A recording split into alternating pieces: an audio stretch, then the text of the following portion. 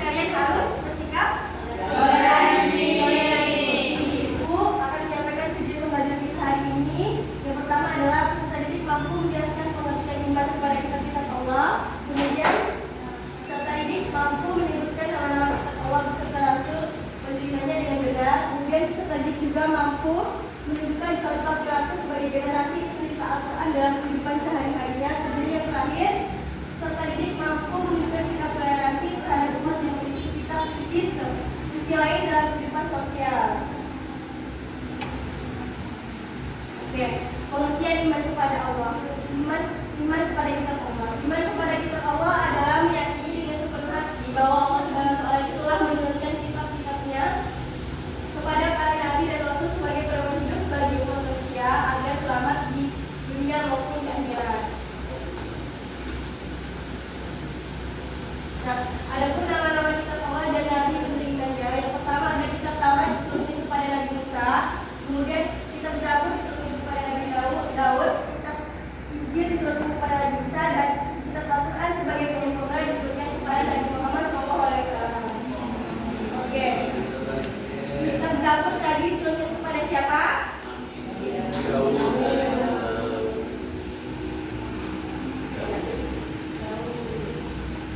Adapun cara menjadi generasi cerita Al-Quran, yang pertama bisa membaca Al-Quran secara rutin setiap hari, kedua mengamalkan ajaran Al-Quran dalam kehidupan, ketiga mempelajari arti dan kandungannya, dan keempat menjadikan Al-Quran sebagai pedoman dalam bersikap. Nah, maksud dari sikap-sikap ini adalah supaya kita itu tidak hanya menyimpan Al-Quran itu di dalam lemari, tapi kita juga dituntut untuk berinteraksi dengan Al-Quran itu setiap hari, agar hati kita menjadi tenang dan kita juga terhindar dari perbuatan yang tercela.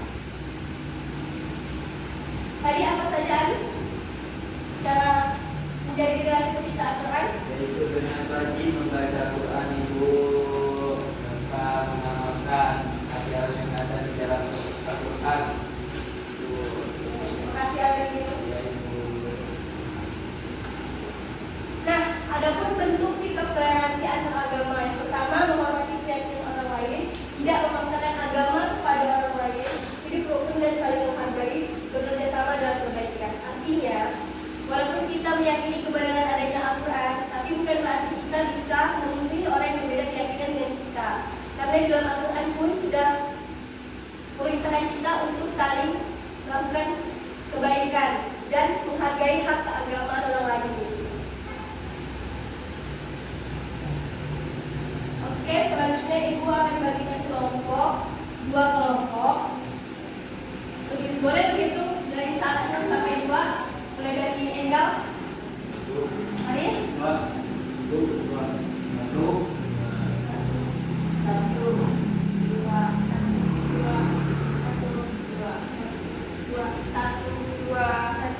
Oke, silakan gabung kelompoknya masing-masing.